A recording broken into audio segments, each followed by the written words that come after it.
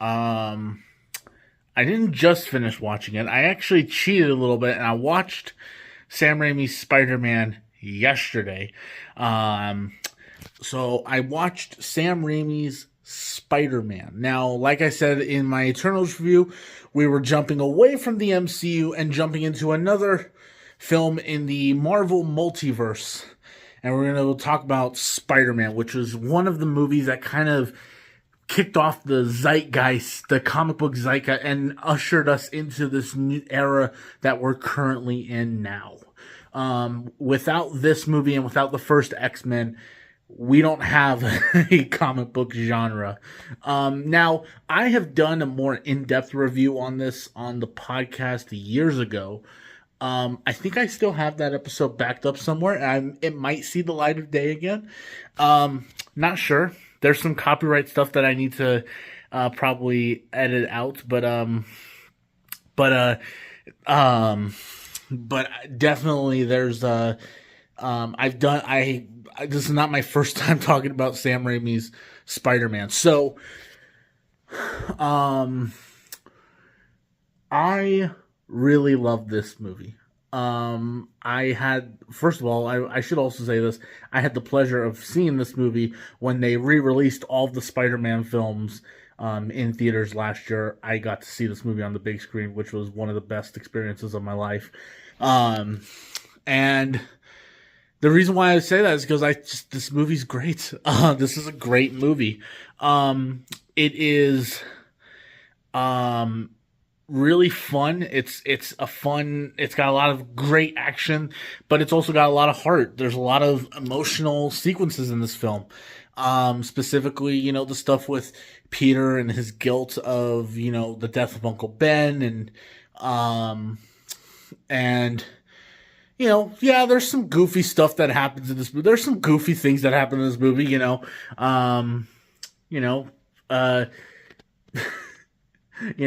Green Goblin alone has some of the most goofiest moments in the whole movie. One that stands out to me though is when they're at the parade, or is it the parade, or it's at the festival, and Green Goblin lands on the floor, and the cops are like telling him to freeze, put your hands up, and then and Green Goblin just puts both hands and just goes, "I surrender." There's some goofy moments in this movie. But again, Sam Raimi was able to balance those goofy, silly moments with with actual human emotion. And there's a lot of that in this film, and I still think Tobey Maguire is great as this character.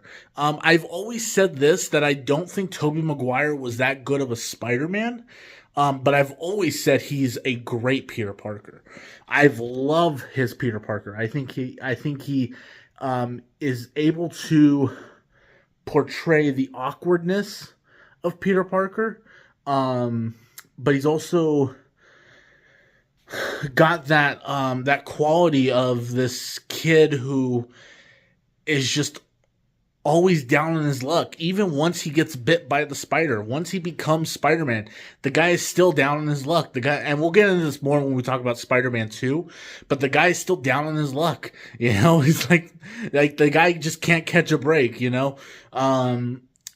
gets fired from Dr. Connors, and then he goes to the Daily Bugle and, has to hear J. Jonah Jameson, who, by the way, who's played brilliantly by J.K. Simmons in this film, has to hear J. Jonah Jameson talk about what a terrible person Spider-Man is.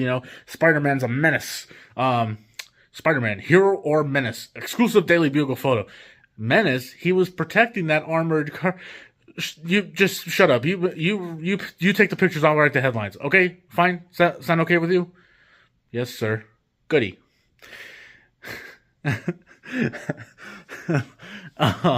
Yes, J. Jonah Jameson in this movie is absolutely just amazing. I love this the the banter he has with Peter Parker. But I also like there's a scene where Green Goblin comes in and attacks the Daily Bugle, and he's got J. Jonah Jameson by the throat, and he's like, "Who's the photographer that takes pictures of Spider-Man?" And J. Jonah Jameson actually is a nice guy, and he's like, "I don't know who he is. Like, his stuff comes in the mail." Like, the guy acts like a real a-hole, but he's actually a genuinely not. He's willing to stick up for Peter in a situation like that, you know. But yes, J.K. Simmons is great.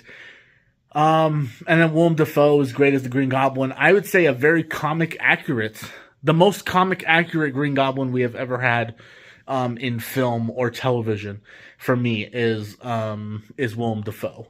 Don't get me wrong, I love the version we get in like the animated shows like Spectacular Spider-Man and all that stuff.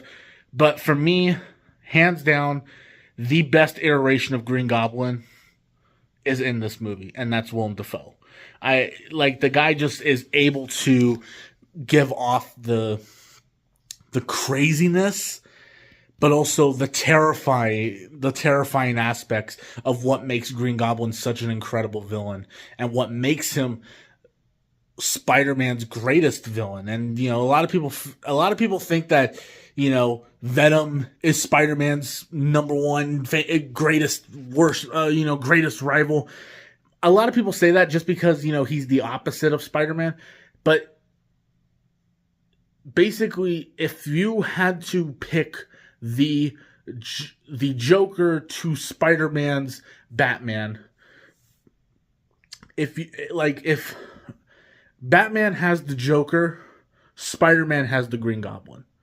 Both characters are so integral to attacking not just the superhero that is Spider-Man. Like Green Goblin's not just good at attacking the hero that is Spider-Man, but attacking the person that is Peter Parker. Which is what makes Green Goblin such an incredible villain, both in the comics and in the TV shows.